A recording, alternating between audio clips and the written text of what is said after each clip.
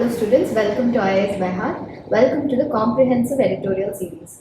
So apart from the highlighted newspaper and the newspaper notes we are providing, this video's main focus is to analyze the editorial page. So without any further delay, let's get into the video. So our first article is about RBI's monetary policy, and in the COVID times, what are the steps taken by RBI and adanala, how do we change the steps during the recovery regime. Let's get into the article. Before getting into the article, I'll tell you a few important things. For example, inflation, we all know the meaning of inflation, rise in the general prices level, and the next term is expansionary policy. The RBI makes sure that there is money in every people's hand and country பணப்புழக்கம் அதிகமா இருக்க மாதிரி பாத்துக்கிறது expansionary monetary policy. இதுக்கு RBI நிறைய methods use பண்ணலாம். For example, policy rates reduce பண்ணலாம். இந்த மாதிரி நிறைய விஷயத்துல பணப்புழக்கம் மக்கள் கையில இருக்கிற மாதிரி பண்றது தான் expansionary monetary policy. Policy rates, for example reserve ratio, repo rates, இதெல்லாமும் ரெடியூஸ் பண்ணா the government the RBI is facing expansionary monetary policy or it's practicing expansionary monetary policy அப்படின்னு அர்த்தம். Okay, let's get into the article. This article says, இப்போ COVID timeல we faced a lot of liquidity crunch because நிறைய பேர் they lost their jobs, migrant laborers கையில காசு இல்லாம இருந்தது. அதனால the RBI followed expansionary monetary policy. It made sure that the liquidity in the market is high so that people didn't face any much issues other than losing jobs, etc. அப்படி இருக்கும்போது to get out of this, because in the quarterல the figures are promising. அப்படி இருக்கும்போது how the RBI should get out of this expansionary monetary policy and how it should start the inflation targeting. அப்படி இருக்கும்போது டக்குன்னு இந்த expansionary monetary policyல இருந்து நம்ம dear money policy, அதாவது highest rates மறுபடியும் நார்மல் கோர்ஸுக்கு வரும்போது நம்ம இதை வேகமா வந்துட்டோம் அப்படின்னா the economy cannot cope up with it. அந்த மாதிரி இருக்கும்போது what are the stages or what are the steps RBI should take to get back to normalcy? அதை பத்தி பேசுறது தான் இந்த article. Let's get into the article. I have explained you these terms: expansionary policy, policy rates, அதாவது repo rate, interest rate, low. இந்த ரேட்ல the loans are given to banks and the rates at which banks give to normal buyers. And liquidity na பணப்புழக்கம், அவ்வளவுதான். And targeted assistance to distressed sectors. So there are mainly 3 challenges, and the challenges la enna paakalam. The biggest challenges will be to manage the tension between restraining inflation and supporting the recovery. இப்ப recovery ஆயிட்டு இருக்கிறதுனால inflation will drop down. ஆனா அப்படியும் இருக்காம what if inflation goes high? அதை பத்தி பார்க்கறது first challenge. நம்ம ஆர்பிஐ ஓட இன்ஃப்ளேஷன் டார்கெட்டிங் எவ்வளோன்னு பார்த்துக்கிட்டீங்கன்னா 4 plus or minus bandwidth இருக்கு 2. Therefore the inflation target should be 2% to 6%. அவ்வளவுதான். ஆனா in recent months it has shot up to 10%. So அந்த மாதிரி இருக்கும்போது இன்ஃப்ளேஷனையும் நம்ம எப்படி மேனேஜ் பண்ணிட்டு ரெக்கவரியும் எப்படி நம்ம ஹேண்டில் பண்ண போறோம்? This will be the biggest challenge for RBI. That's the first point.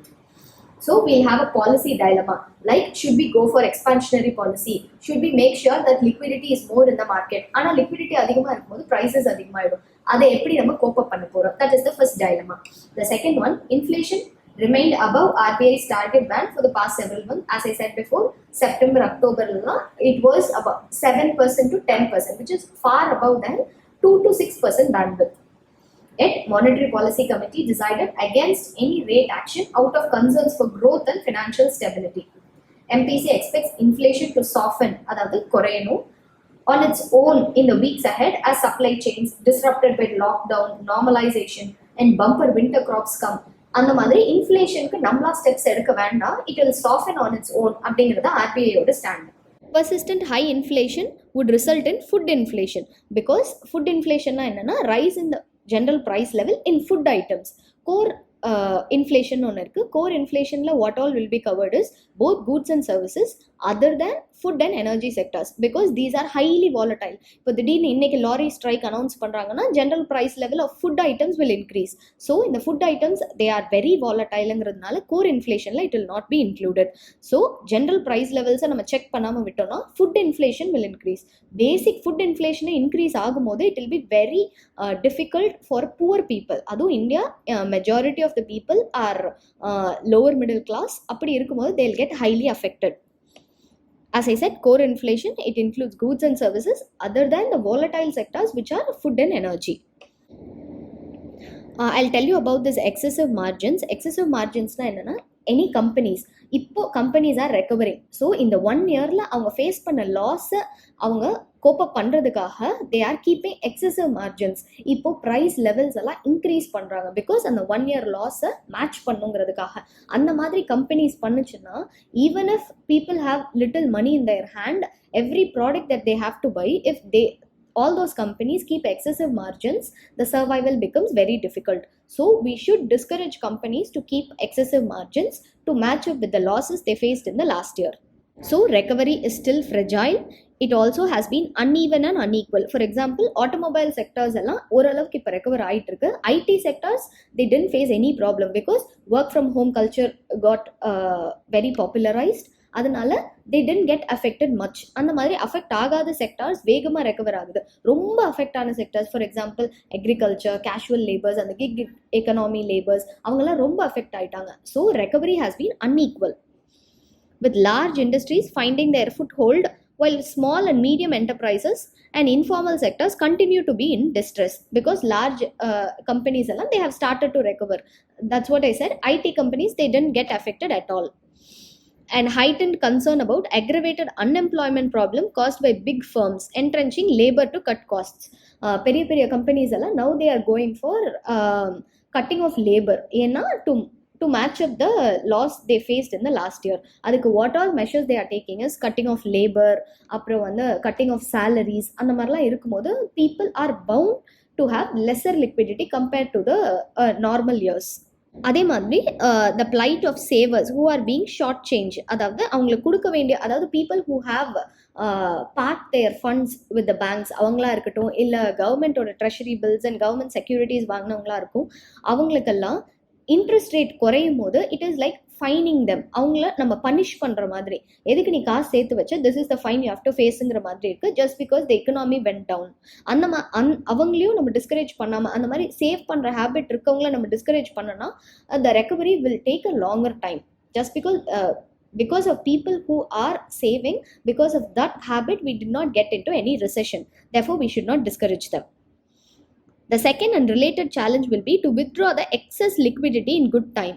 Because இப்போ நம்ம ப்ராப்ளம் என்னவா இருந்ததுன்னா, not many people had money in their hand. அதுக்காக கவர்மெண்ட் என்ன பண்ணுச்சுன்னா, it started pumping in more money. For example, நரேகாக்கு யூஸ்வலாக last time பண்ணுறதை விட this time there are almost 100 to 200% more of government funds இந்த டைம் பம்ப் இன் பண்ணியிருக்காங்க. ஏன்னா migrant laborers, they went to their ancestral village, they started taking up farming and started enrolling for Narega. அப்படி இருக்கும்போது the government started pumping in more funds. இந்த excess liquidity normal இயர்ஸை விட நம்ம இப்போ pump இன் பண்ணியிருக்க அந்த excess liquidityயை யாருக்கும் அஃபெக்ட் ஆகாமல் அந்த liquidityயை வெளில எடுக்கிறதே it's a biggest challenge. Banks are routinely depositing trillions of rupees with RBI every day. Because என்ன நடக்கும்னு தெரியாது, the bank is parking in more money with RBI. RBI has to give back this money because bankக்கு other people or when customers ask, lend பண்ற அந்த facility இருக்கணும். அப்படி இருந்தால் தான் the people will get loan, the banks will function properly, RBI can be secure. Every financial crisis can be traced back to mispricing of risk. அதாவது என்னன்னா, இந்த risk எவ்வளோ பெருசாகும், இல்லை அது சீக்கிரமே முடிஞ்சிருமா, அந்த மாதிரி ஒரு ரிஸ்க்கை அசஸ் பண்ண முடியாம எக்கனாமிஸ்ட் ஒரு ஃபெயில் ஆகும்போது தான் that becomes a bigger problem. What results when there is too much liquidity around the system for too long? It will drive investors dodgy and threaten financial stability. Because எல்லார்கிட்டையும் பணம் இருக்கும்போது increased inflation R increase லிக்விடிட்டினாலே அதானே, எல்லார்கிட்டையும் காசு இருக்குது. அப்படிங்கும்போது காசுக்கான demand இருக்கவே இருக்காது. therefore price levels will surely increase. that will demotivate the investors. because we have studied inflation will benefit the debtors and it will be a fine to the lenders. So RBIயோட main aim என்னன்னா to guard the financial stability by normalizing the liquidity. American economy, the epicenter of global financial crisis, is showing signs of a robust recovery because of the presidential elections, the positive statement given by the federal bank, all that, it is showing signs of recovery. The panic sell-off showed that investors used the ease of abundant liquidity, were unprepared for the punch bowl being snatched away because it is fining them. RBI will have to manage its communication as carefully as does the liquidity withdrawal, because RBI ஏதாவது நெகட்டிவா அது கொடுக்குற ஸ்டேட்மெண்ட்ல யாராவது one governor சொல்லிட்டா கூட it will discourage the investors. சரி, something bad is going to happen, let me withdraw all my money, அந்த மாதிரி ஆயிடும். அந்த மாதிரி if there is unprecedented or unannounced withdrawal by all the investors, it will surely hurt the economy. The third biggest challenge is to restrain the rupee from appreciating, because when there is more inflow of American dollars இருக்கட்டும், other foreign currency, அதோட inflow அதிகமாகுது, ருப்பியோட demand அதிகமாகும். So ருப்பியோட demand அதிகமானா என்ன ஆகும்? ருப்பியோட value appreciate ஆகும். ருப்பியோட value appreciate ஆனால் it will hurt the exports. I tell you again, when there is more incoming of foreign currency அதிகமாக இருக்கும், ருப்பி கம்மியாக இருக்கும். ஸோ ருப்பியோட வேல்யூ கம்மியாக இருக்கும்போது ருப்பிக்கான டிமாண்ட் அதிகமாகும். ருப்பியோட டிமாண்ட் அதிகமானா அதோட வேல்யூ அப்ரிஷியேட் ஆகும். Rupee value appreciate ana, it will hurt the exports, because when rupee value is appreciating, export will surely be hurt. Okay, I'll tell you all the three impossible trinity. That's what the author calls the impossible trinity is to keep the doors open for capital inflows. Capital inflows அதிகமாகும்போது நம்ம rupee value appreciate ஆகாம பார்த்துக்கணும், அதனால exports hurt ஆகாம பார்த்துக்கணும். Therefore, we should maintain a stable exchange rate, restraining inflation. These are the three important challenges post-COVID. அதாவது இந்த recovery phaseல what RBI is facing. The current account surplus this year, together with massive capital flows, has meant surfeit of dollars in the system, putting upward pressure on the rupee. அதாவது ருப்பிக்கான demand அதிகமாகுது. RBI has absorbed nearly 90 billion this fiscal year to prevent exchange rate appreciation, because அந்த டாலரை நம்ம மார்க்கெட்ல புழங்குறதுக்கு விட்டுட்டோம் அப்படின்னா ருப்பியோட value கண்டிப்பாக appreciate ஆகிடும். Therefore, RBI had to absorb that $90 billion. And to maintain the competitiveness of the rupee, RBI's ability to continue to intervene in the forex market will be constrained by its anxiety about how the resultant liquidity might aggravate inflation and risk to stability. All this is interconnected. இப்போ நம்ம அந்த ருப்பியை appreciate ஆகாமல் பார்த்துக்கிட்டா தான் financial ஸ்டெபிலிட்டியை maintain பண்ண முடியும். Financial stability maintain பண்ணால் தான் ரெக்கவரி ஃபேஸ் மெயின்டைன் பண்ண முடியும். ரெக்கவரி ஃபேஸ் மெயின்டைன் பண்ணால் we can assure that the economy will not get into recession. And அப்படி மெயின்டைன் பண்ணால் தான் financial stability will be maintained. In economics, all one thing is related to the whole economy. So you should make sure that you understand all the minute concepts. And the author ends it with a quote which we can use in mains also. It is better to be roughly right rather than precisely wrong. Okay, அதாவது ஒரு குத்து மதிப்பா நம்ம கரெக்டா இருந்தா கூட better rather than கரெக்டா தப்பா இருக்கிறத விட. Okay, so our next article, இது நம்ம ஒரு கேஸ் ஸ்டடியாக பார்க்கலாம். Other than taking the stuff of the article, நம்ம அதோட ஃபேக்ட்ஸ் அதெல்லாம் தேவையில்லை. இப்போ ரீசெண்டாக பந்தாரா டிஸ்ட்ரிக்ட் ஜென்ரல் ஹாஸ்பிட்டலில் deadly fire snuffed out the lives of 10 infants in Maharashtra.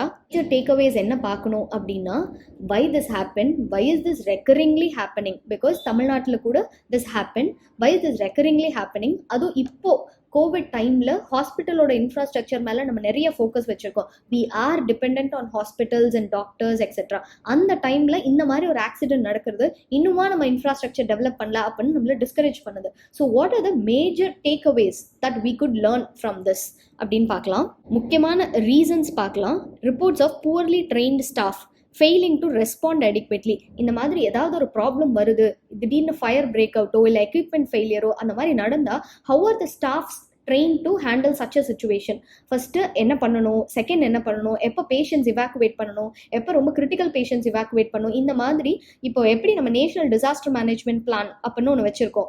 இப்போ ஒரு சைக்ளோன் வருதுன்னா first stage preparedness, second stage evacuation, third stage post cyclonic யாரெல்லாம் மாட்டியிருக்காங்கன்னு போய் பார்க்குறது, ஃபோர்த் அவங்களுக்கு ரீஹாபிலிட்டேஷன் தருது. அந்த மாதிரி ஒரு டிசாஸ்டர் மேனேஜ்மெண்ட் பிளான் வச்சிருக்கோம். This is also a kind of disaster.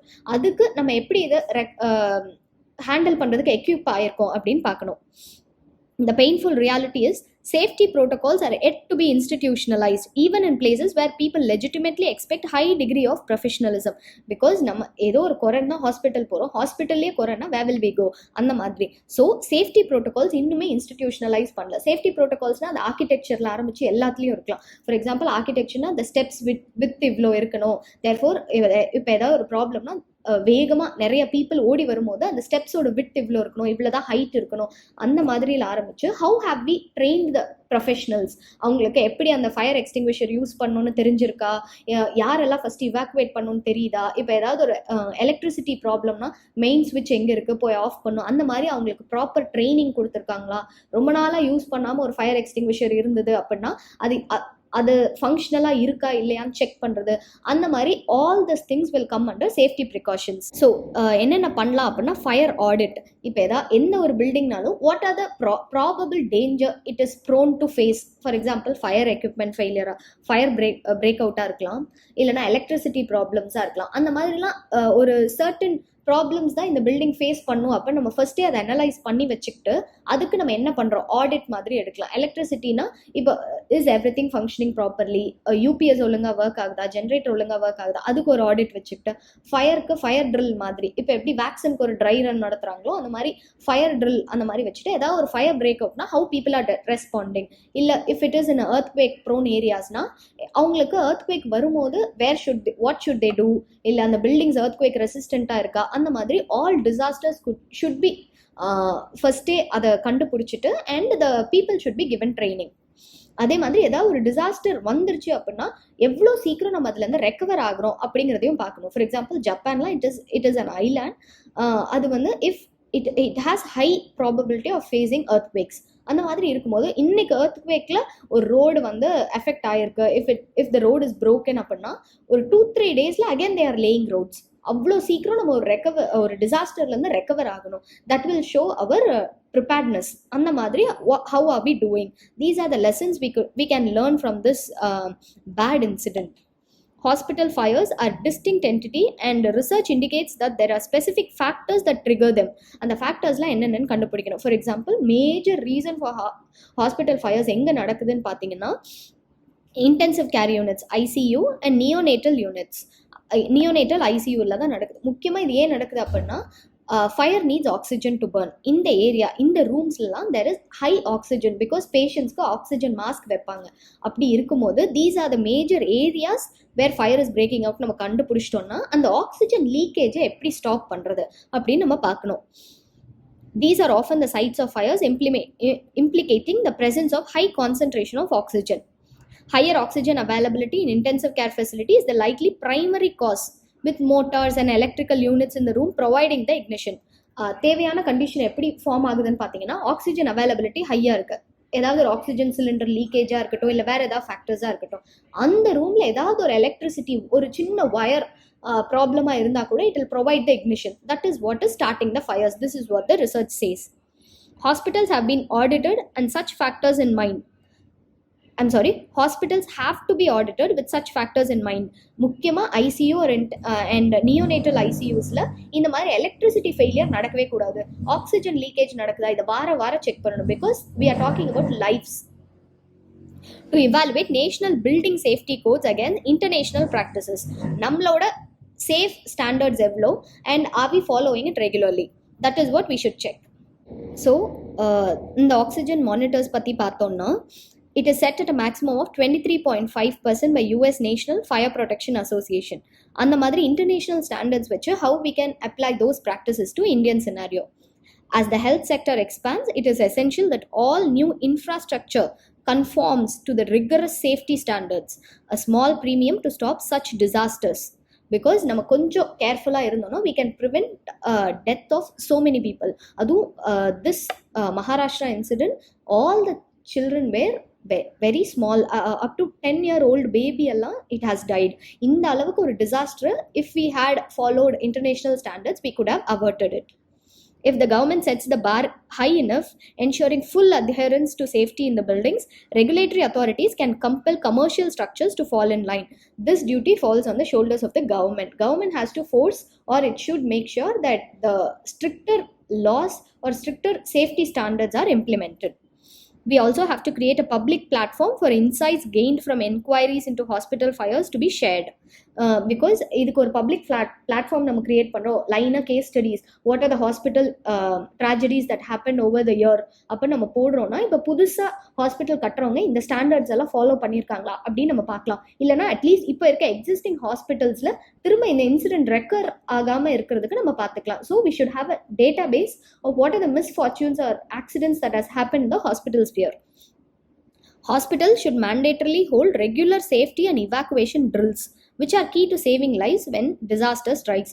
This also in the hospital fires and mari chinna chinna vishayam kuda it should be considered as a disaster, and we should make sure we have a proper disaster management plan, disaster preparedness to avoid such kind of disasters. So that's all about the second article. Let's move on to the next article. So the next article, it talks about the electric vehicles and why we should have them, what are the steps the government has taken, etc. This is a quick read. நம்ம mains ஆன்சரில் என்னென்ன points இருக்கணுமோ அதெல்லாம் இருக்க மாதிரி ஒரு article. Electric vehicles, why are we choosing it? Because it is sustainable and profitable in the long term. Initial cost கொஞ்சம் ஹையாக இருந்தாலும் கூட லாங் டேர்மில், அதாவது இந்த க்ரூட் ஆயில் ஆர் பெட்ரோல் ப்ரைஸஸ்க்கு அஃபெக்ட் ஆகாத ஒரு செக்டாராக இது மாற வாய்ப்பு இருக்குது.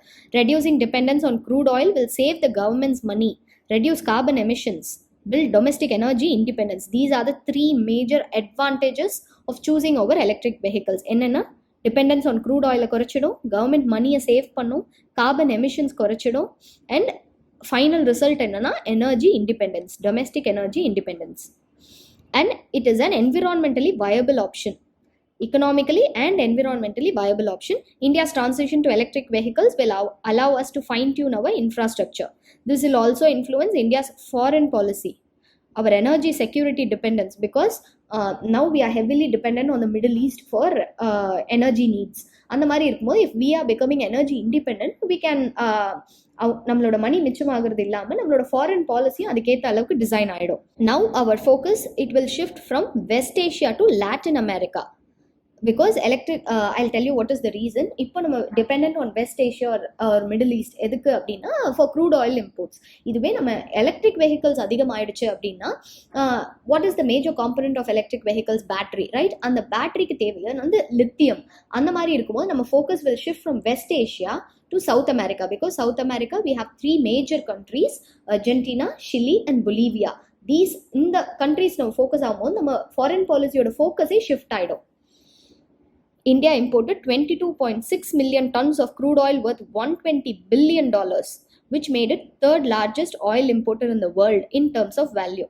So, இந்த amount நம்ம electric vehiclesக்கு switch ஆனா கண்டிப்பா மிச்சம் பண்ணிடலாம். Faster adoption and manufacturing of hybrid and electric vehicles, that is the FAME scheme, FAME, FAME scheme, and its updated FAME 2 version. The government has allocated 1.3 billion incentive for electric buses, 3-wheelers, 4-wheelers, to be used for commercial purposes till 2022. The government is promoting by providing up to 1.3 billion 3 billion has been allocated to provide us incentives, and earmark another $135 million for charging stations. A proposal of 4.6 billion subsidy for battery makers is also proposed by Niti Aayog. So these are the steps or incentives or the measures taken by government to promote electronic vehicles. The vision is to have 30% electrical vehicles plying the roads by 2030. இதான் நம்ம target. Government எந்த ஒரு mission வச்சாலும் அதுக்கேற்ற மாதிரி ஒரு target deadline fix பண்ணிடுவாங்க. For example, we have to make sure that we have 175 gigawatt of solar energy. அந்த மாதிரி we'll have a target and a deadline. Elimination of malaria by 2030, tuberculosis, அந்த மாதிரி. For electric vehicles, we have 30% electric vehicles, 30% of the vehicles on the road should be electric vehicles by 2030. That is the target. And Suzuki Motor has also agreed to set up a factory in Gujarat. We have to develop domestic battery manufacturing capacity, which is very fundamental, because electric vehicles கொண்டு வந்துட்டா கண்டிப்பாக அதுக்கு charging stations இருக்கணும். சாதாரண வெஹிக்கிள்க்கு எப்படி petrol பங்க்ஸோ அந்த மாதிரி. So we have to make sure that our battery manufacturing capacity is more. It will change India's relationship with resource-rich Latin America, as the government buys to plan overseas lithium reserves, because we will be using lithium-ion batteries for electric vehicles. Latin America's famous lithium triangle that encompasses northwest Argentina, Chile and Bolivia. Argentina, Chile, and Bolivia. This triangle is a major source of lithium in the world. These three countries hold about 80% of the explored lithium of the world. At present, India's lithium ion battery demand is fulfilled by imports from China, Vietnam, and Hong Kong. In the last 2 years, India has growing appetite for lithium ion batteries because recently we have been developing a lot of things. Drones, we are even planning satellites to be launched using lithium ion batteries. Adanala, our lithium imports tripled from 384 million to 1.2 billion. Okay, 1000 million make 1 billion. அப்படி இருக்கும்போது 384 million 1.2 billion we have changed. So with its policy intervention to support battery manufacturer by supplying lithium and cobalt, so these are the main two ingredients in electronic vehicles battery, this industry is more likely to grow domestically to support India's goal to switch electric mobility.